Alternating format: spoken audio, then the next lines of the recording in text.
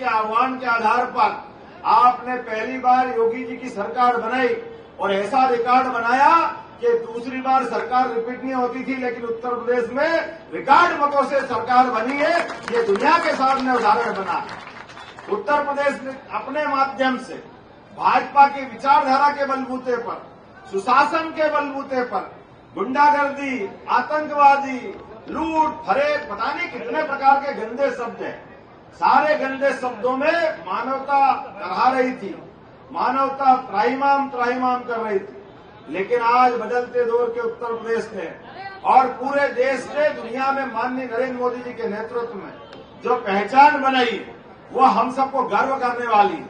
हमारे यशस्वी प्रधानमंत्री के नेतृत्व में जिस प्रकार से एक एक काम के बलबूते पर दुनिया में भाजपा की पहचान बनी, हम भारत माता का चित्र याद करें, सबको मालूम है, कल्पना करेंगे तो भारत माता का चित्र कैसा दिखाई देगा। नक्शे पे तीनों ओर से घिरा हुआ समुद्र, मस्तक पर हिमालय और हाथ में भगवा ध्वज थामे भारत माता खड़ी है और पीछे शेर की सवारी के समान उनकी अपनी सवारी है। कभी कल्पना करो, मैं भी उसी में से था जिसने अपने जीवन में ये सोचा था, पता नहीं परमात्मा ने ये भारत माता का चित्र बनवाया होगा जिस कल्पनाशीलता के बलबूते पर। लेकिन ये शेर तो दिखता है, लेकिन ये नेतृत्व करता तो शेर जैसे लगते नहीं है।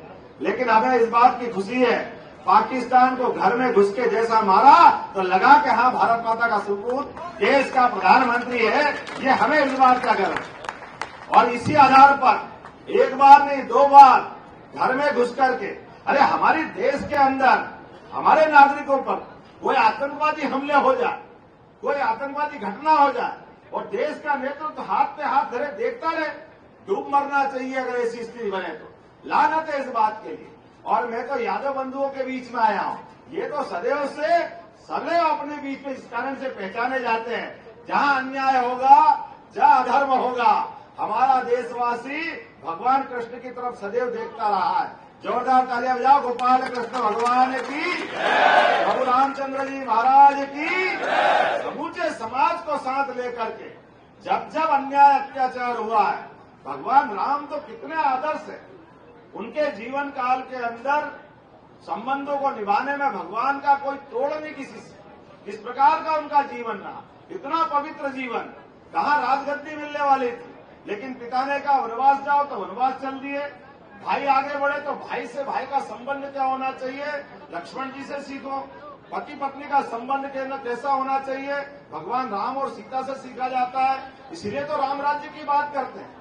और राम जी का जीवन भी 11 साल पंचमढ़ी के हमको मालूम है आगे बढ़कर के जिस प्रकार से चित्रकूट में जीवन जिया है, और लगा के कठिनाई के दौर में भी जो उपलब्ध संसाधन है उस संसाधन के बलबूते पर जिसकी लंका सोने की थी, जिसका घमंड 7वें आसमान पे चलता था, जिसका दिमाग एक नहीं 10-10 दिमाग बना करके अपनी कौन सी सत्ता चलाता मालूम नहीं, लेकिन ऐसे घमंडी रावण को घर में जाकर के अपने आदिवासी, वनवासी, हनुमान जी और सुग्रीव की सेना कौन कौन थे बताने की जरूरत नहीं, लेकिन सारे समाज को साथ लेकर के उस घमंडी का घमंड तोड़ने का काम भगवान राम ने किया है। हम उस आदर्श को मानने वाले लोग हैं जो जय जय श्री राम ऐसे ही नहीं करते।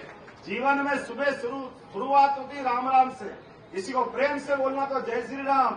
हमको लगता है कि जय श्री राम बोलो तो हमने कुछ पा लिया। और भगवान राम की वो इतनी अलग अलग प्रकार की आदर्श घटना है, और दुर्भाग्य के साथ कहना पड़ रहा है आजादी के बाद ही कांग्रेस के लोगों ने इस देश के साथ अन्याय किया। आप बताइए 1000 साल पहले मोहम्मद गजनवी ने जो सोमनाथ का मंदिर तोड़ा था, उस सोमनाथ के मंदिर तोड़े हुए को अगर दोबारा बनाने का निर्णय किया तो जोरदार ताली बजाओ। सरदार वल्लभ भाई पटेल ने वो भगवान का मंदिर बनवा करके इस अपने देश का स्वाभिमान जागृत करने का प्रयास किया। उसके उल्टे कांग्रेस और नेहरू परिवार ने तब से अड़ंगे लगाना चालू किए। अयोध्या के किनारे भगवान राम पैदा नहीं हुए तो कहां पैदा होंगे। 70 साल तक भगवान अपने मंदिर में, अपने घर में प्रवेश करने के लिए तरसते रहे। और दुर्भाग्य के साथ कहना पड़ रहा है, जाने अनजाने मैं जहां हूं उनसे भी गलतियां हुई। भगवान राम के मामले में अड़ंगे लगाना ये किसी दृष्टि से उचित नहीं मानता हूं। और मैं इस बात के लिए जानता हूं परमात्मा की दया से जब सुप्रीम कोर्ट का फैसला हो गया, इसके बाद क्या बचा था। लेकिन सुप्रीम कोर्ट के फैसले के बाद भी ये घमंडिया गठबंधन और इनके सारे लोग आज भी भगवान राम के अस्तित्व पे प्रश्न खड़ा करते हैं, ये सनातन संस्कृति पे प्रश्न खड़ा करते हैं। और हमने मोदी जी के दूसरे कार्यकाल में देखा, पहले कार्यकाल में उनने, हमको मालूम है, पाकिस्तान को ठिकाने लगाया, पाकिस्तान के आतंकवादी घटनाओं को रोकने का प्रयास किया। दूसरे कार्यकाल में भगवान राम के मंदिर का धारा 370 का जितने उलझे सुलझे प्रश्न थे, सबका उत्तर ढूंढने का प्रयास उन्होंने किया। इसलिए पूरा देश लालायित है। और अपने लोग तो अब होना ही चाहिए, क्योंकि अब मुद्दा ही राधे राधे का है। इनका है, बोलो गोपाल कृष्ण भगवान की। अब कई सारे लोग कहते हैं हम भी राम जी के हैं, हम जी राम जी के। भैया हमने कहा तुमको तो बुलाया, तुम तो आराम कर रहे थे, तुम तो आए नहीं, जाने क्या क्या कर रहे थे। लेकिन चलो कोई बात नहीं, राम जी का निकल गया, अब गोपाल जी का आगे है, क्या परेशानी है। अब आप डंके की चोट बोलो कि हाँ मथुरा में भगवान राम का मंदिर बनना चाहिए, वो ढंग से तो आना चाहिए ना। आप नहीं आओगे, वोट की फसल काटना चाहोगे, ये वोट की फसल देने वाले नहीं है। भारत के लोग जग गए, मैं भी आपके इसमें से आता हूँ। हमारे परिवार में भी कोई सांसद नहीं, कोई विधायक नहीं, कोई मंत्री नहीं, ये केवल फैले हुए कीचड़ में कमल खिलाने वाली पार्टी है। किसी को भी मौका दे, मंत्री बनाए, मुख्यमंत्री बनाए, प्रधानमंत्री बनाए, ये केवल भाजपा कर सकती है।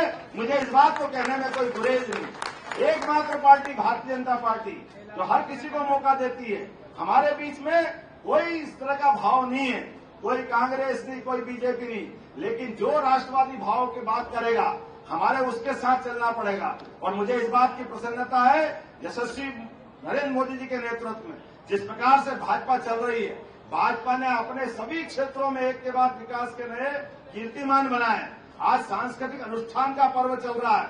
लोग अयोध्या अयोध्या कहते रहे, अयोध्या में तो मंदिर बनाया ही बनाया, अयोध्या से अरब में भी मंदिर बनवा दिया। यह नरेंद्र मोदी की अपनी क्षमता, ये धाक और साख कि हमारे अपने देवी देवता दुनिया में कहीं भी हो, उनका मान सम्मान क्यों नहीं मिलना चाहिए, उनको क्यों सम्मान के साथ नहीं देखना चाहिए। अरे हम किसी का अपमान नहीं करना चाहते, लेकिन अपने सम्मान का तो ध्यान रखेंगे।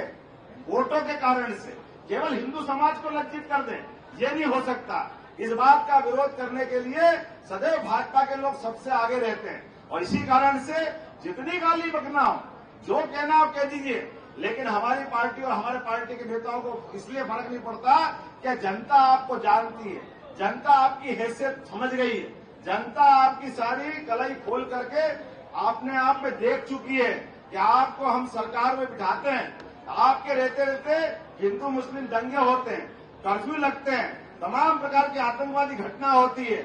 नरेंद्र मोदी जी के नेतृत्व में 10 साल के अंदर पूरे देश में क्यों दंगे नहीं हो रहे, 10 साल के अंदर क्यों भारत आगे बढ़ रहा है, वित्त व्यवस्था से लेकर सारे क्षेत्रों में आगे बढ़ रहे हैं। और अभी मेरी तो सरकार को ज्यादा टाइम नहीं हुए, लेकिन 3 महीने से भी कम समय में जिस प्रकार से मध्य प्रदेश में मोदी जी के आह्वान पर सरकार बनी है, हमारी सरकार ने निर्णय किया है कि भगवान राम का तो धाम बन ही चुका है, अयोध्या का आनंद हुआ है, उज्जैन में बाबा महाकाल का महालोक बनकर के आनंद दे रहा है। लेकिन भगवान राम अयोध्या के बाद चित्रकूट उनको सबसे प्रिय है।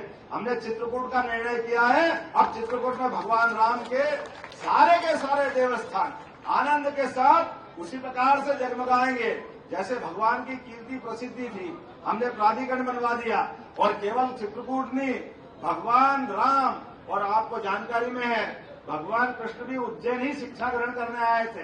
भगवान का तो वो जो धाम है उज्जैन से विशेष लगाव है, और उज्जैन का पूरे प्रदेश से कई सारे हिस्से भगवान के जहां आज हमको गौरवान्वित करते हैं। तो उज्जैन मध्य प्रदेश ये देश का ही हिस्सा है। मैंने मोदी जी के सामने योजना रखी, उन्होंने कहा बिल्कुल आप आगे बढ़िए। तो भगवान राम और भगवान कृष्ण ने जहां जहां लीलाएं की मध्य